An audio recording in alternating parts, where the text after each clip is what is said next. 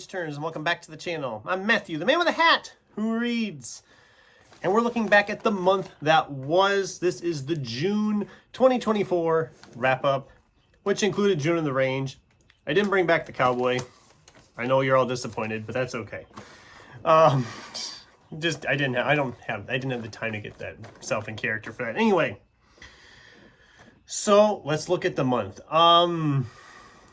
June was, well, it was a month. We ended up getting 11 books read, which was down 4 from last year in June when we pulled out an amazing 15. June was actually our second biggest month last year. Brings the year total to 70, down 3 from last year when we had 73. So we are right in line yet with that 140 book goal. We're going to have to really hit the books a little harder here in July, which won't be hard because last year in July we only read 8, and I know I'm going to top that this month.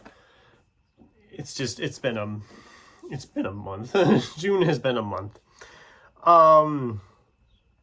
But yeah, let's just get all that. Let's talk about the stuff I got read, starting with one that I'll be carrying over here into July. I kind of broke my TBR a little bit this month. There were a couple of them I picked up I wasn't originally planning on. And this one I picked up towards the end and I didn't get it finished. It's Stark Holborn's 10 Low. This is a sci-fi novel. I'm about halfway through, probably over halfway through. By the time you're watching this, I'll either have this book finished or I will be close to finishing it here in July. So I'm moving right along on it.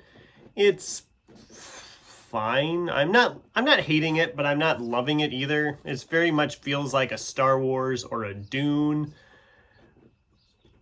which isn't necessarily a bad thing, but I don't know. I'll talk more about it when I do the wrap up in July.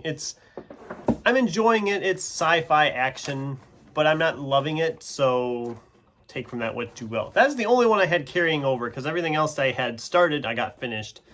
I had some other books I didn't get to that I already talked about in the July TBR video, so we won't talk about them again here. But let's get to what I actually did get finished. First up is Max Allan Collins' Tough Tender. And yes, I've got to keep the hand because I don't know what I can get away with on here. But this is the third in the omnibus editions of Max Allan Collins' Nolan novels. Again, I've enjoyed these. They rank right up there with the Quarry novels for me. I think I like the Quarry novels a little better than these, but these are still a lot of fun. They're entertaining. They're fast reads. I gave this a 4 stars, similar to what I did with the other 2 I've read in the series so far. I have 1 more to get yet, and I'll be all caught up on that, I believe. Well, 2 more to get, and then I'll be caught up. But I did enjoy it. I'm enjoying my reading of those. Then we have Claire Pooley's The Authenticity Project. I picked this thing up on a complete whim from the clearance corner at half price like a year ago. Essentially, a guy leaves this notebook journal in a diner with a little bit of his authentic life story, and then other people pick it up, read it, and then they add their own stuff to it, and it kind of just ends up with this whole group of people becoming friends with each other. It was okay. I didn't hate it or anything. I just thought it got to a point where it got very Hallmark Channel-y, if that makes any sense. It felt very just too perfect with things. Some of the stuff that does happen towards the end, I was just there was one thing in particular that kind of made me roll my eyes a little bit. It's not a terrible book. It's a fast, for its size, I mean, it was 350 pages, and it moved right along really good. I didn't love it, though. It was okay. I thought it was okay. I mean, if you're into that kind of thing, I'm sure people will love this. I did not love it, but that's just me. I mean, I'm sure it has its audience. So then I finished Cameron Johnston's The Maleficent 7. If you saw my review, I'm not going to go on a whole bunch on here. I absolutely loved this book. This was fantastic. A new favorite of mine. 5-star all the way. Absolutely loved it so much. So much fun. The action, the thrills, the suspense, everything about it I just loved so, so much. Then we had Elmore Leonard's Fire in the Hole. This is a short story collection, not technically Western. A couple of the stories were Western-esque. This is probably one of the best Elmore Leonards I've read in a while. Outside of his Western stuff, I've had trouble kind of clicking with some of his books. They just don't work for me. I know they have their fans, and that's great. Elmore Leonard is a great writer. This had some of the stories I really liked. I really enjoyed When the Women Come Out to Dance. I thought that story was very, very interesting how that played out. And I could see that totally being a film that I'm surprised they haven't done yet, or at least I don't think they've done yet. I had my first foray with Raylan Givens with a short story in there. The title story, actually. I haven't read any of the Raylan Givens stuff yet, so that was kind of fun. What was the other one? There was another one I really liked.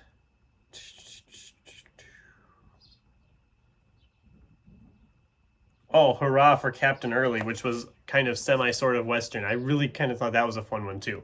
Really enjoyed this collection. This was a 3-star for me, because some of the stories, of course, didn't work. Averaging it out, it came to 3 stars for me.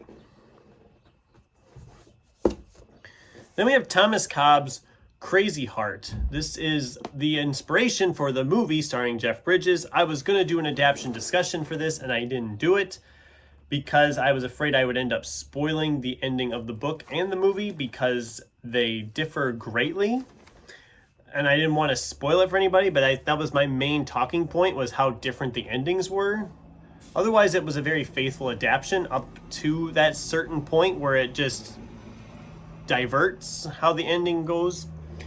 I liked both endings, and depending on the mood I'm in, I don't know which one I'd say I liked more, but the book was good. It was a 4-star for me. I did like how the book ended. I think on a normal day, I'd like the movie's ending a little better, but that's just me. I don't know. Should I still do the adaptation discussion video? I still can do it. Let me know if you guys want me to do that, if you really care if I spoil it or not, because that's probably what would happen if I did it. Then I read The Ministry of Time by Kellyanne Bradley. I was excited for this one. It's a time travel story. Well, kind of a time travel. They like pull people out of history who are about to die, and they bring them to the present day, and they're trying to like work them into normal society. I didn't love it. I know it's like one of the things that's like flying around BookTube right now. People are raving about this book, and I get it. I can see why. I just thought it was too long, and it wasn't even that long a book, but it just felt like we weren't getting anywhere with it. And yeah, it does finally get going, but when it does, you're in the last like 100 pages, and you're like, okay, well, why was the point of the other 200 pages? This is why I'm excited now. But I don't. If people don't stick with it, I think they'll be disappointed if they don't stick with it. You have to stick with it to get the ending, and I liked the ending. Okay, I just didn't like all the build up to that prior to that, and that just really didn't work for me. I didn't love that. So it is what it is. I don't know. Then we have Lisa Springer's There's No Way I'd Die First, which has one of the greatest titles of a horror novel I've seen in a while. I had high hopes for this one. I was really excited to pick up this one because with the title like that, I was expecting a very meta horror title. I was like, it's going to be very meta, a lot of humor and stuff. And it doesn't really have that, which was kind of disappointing. There's a little bit of it, but not enough of what I was expecting it to have. And I know it's a horror story, so you kind of have to have that sometimes, but I hated almost 95% of the characters in here because all of them are spoiled rich kids who are more worried about their Instagram followers and their subscribers to their podcasts and whatnot than they are about anything else or anybody else. And it really just it grated on my nerves as we were doing the build-up. I was like, come on, I want to see these kids get it. And they finally do get it. There are some fun kills in here. The reveal of who the killer is a bit of a letdown because I kind of had it guessed already anyway. They also do some other things in here that they poke fun and say how Scream is such a terrible franchise at one point, but then the climax is the reveal is literally the same sort of reveal we have in the original Scream movie. So it just really, I don't know. It had some good moments. The kills were fun. So it does get 3 stars from me, but I wanted to love this so much more than what it really was. So that's kind of a disappointment for me. But then we read Lone Women by Victor Lavelle. This was a library book. A lot of people were reading this one, I think, last year when it came out. I just didn't get to it till now. I thought it'd be perfect for June on the Range. I actually kind of liked this. Victor Lavelle is becoming an author I'm really kind of intrigued by. I really enjoyed it. It starts off as one thing and then it just immediately turns into something else, similar to what he does with Ballad of Black Tom. You think you know what's going to happen with the story and you think you have it figured out, and then it just turns and goes off in this other direction, and you're just like, whoa, wait, whoa. And so yeah, I really enjoyed that. And the whole concept of these the lone women concept about women just going to these homesteads by themselves and able to get the land if they work it for a year, 2 years, or whatever it was. I thought that was really an interesting concept, and I kind of want to do more research into that because that was just really interesting to me. So yeah, it was a 4-star for me. I really kind of enjoyed it. I was surprised I enjoyed it as much as I did. I figured I would like Ministry of Time more than Lone Women when I went to the library, but you can't win them all, so. Then we have an ebook, The Legend of Caleb York by Mickey Spillane and Max Allan Collins. This book is very much a perfect June on the Range read. Reading the author's notes, it started literally as a John Wayne movie script that Mickey Spillane was writing, but it just never got off the ground with John Wayne. So then eventually Max Allan Collins, after Mickey Spillane passed, kind of adapted into this novel. I think there's like 3 or 4 sequels to it. I don't know. There's like it's a series of books at this point, but so that was fascinating, the whole backstory, because I mean, me being the movie guy I found that whole backstory thing fascinating, but reading it, it very much felt like that. If you've ever seen a John Wayne movie, you can easily picture John Wayne in the role, and it was actually kind of fun. You could easily picture it. It was a really short read. It was like 240 pages or something. It wasn't very long. It flew by. I really enjoyed it. Well, I shouldn't say I really enjoyed it. I enjoyed it. It was a 3-star read for me. But it felt very much like an old John Wayne Western in a good way. I mean, it really just seemed to work. So I really enjoyed it. I think if you're a Western fan and you're looking for something new to try out The Legend of Caleb York. I think you'll enjoy it, especially if you're a John Wayne movie fan. Then we finally finished the Mistborn trilogy with The Hero of Ages, book 3 of Brandon Sanderson's Mistborn trilogy. I liked this a lot. It was a 5-star. I didn't like it as much as Well of Ascension. I thought there was a couple times where we were really just kind of dragging our feet a little bit towards the earlier part of the book.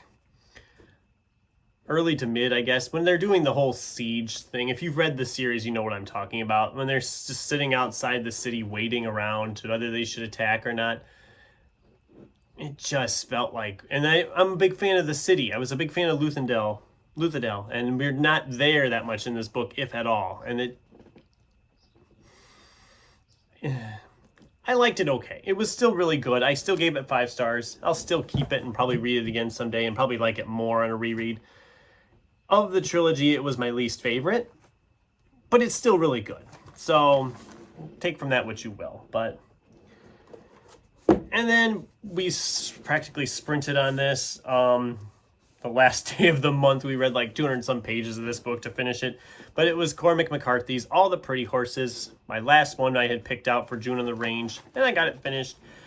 I had issues, but not. Cormac McCarthy's a great writer, don't get me wrong. I like his writing. His writing is gorgeous and beautiful, but my God, can you just, for God's sakes, use quotation marks? Please, I use quotation marks. It just really bothers me when authors think almost like that they're too good for the punctuation stuff. And I've read books like that before, and that's not why I docked it. I gave it 3 stars because the other issue I had was the fact that there's sometimes full pages where we're just doing dialogue in Spanish. And I took Spanish classes in high school, but that's been like 18 years ago. A lot of that is gone. And you can kind of figure out what's going on when you read the story around it, but these conversations you just don't get anything out of unless you're a Spanish speaker or / reader. I mean, it was still good. I mean, I flew through it, so I obviously enjoyed it. And I debated what to give it because I was thinking 4 stars on it even too. But I did finally just go with 3 because of the little issues I had like that. Early on, it felt like we were kind of dragging along. It got going really good, and then we kind of slowed down for the end again. So I don't know. That's just my opinion on that. I know people love Cormac McCarthy, and I like his writing style. I'm a huge fan of The Road. Don't know how much others I'll read by him. I do want to read No Country for Old Men someday just because I've seen the movie, but I don't know. But anyway, that was what I read in June. And my book of the month was, obviously, Cameron Johnson's Maleficent 7. I absolutely adored this book. It is a new favorite of mine, and it will most likely be in my top 10 for the year, unless I have a really good second half for the year, which, who knows, that could happen yet. It's still early enough in the year. We still got 6 months to go. And I will be posting a video here later this week talking about my top 5 of the year so far, and just kind of putting that out there and then just seeing how it changes from now to then, because those books are not obviously in any finalized position. I have a lot of stuff I want to get to yet this year, another 70 at least. So yeah, that's the video. So what'd you guys think? Was I unfair to some of these books? Have you read some of these books and liked them more than I did? Do any of these sound good to you that you want to try them? I'd love to hear from you in the comments down below, as well as what was your book of the month for June 2024. And until next time, thanks for watching, and keep turning pages.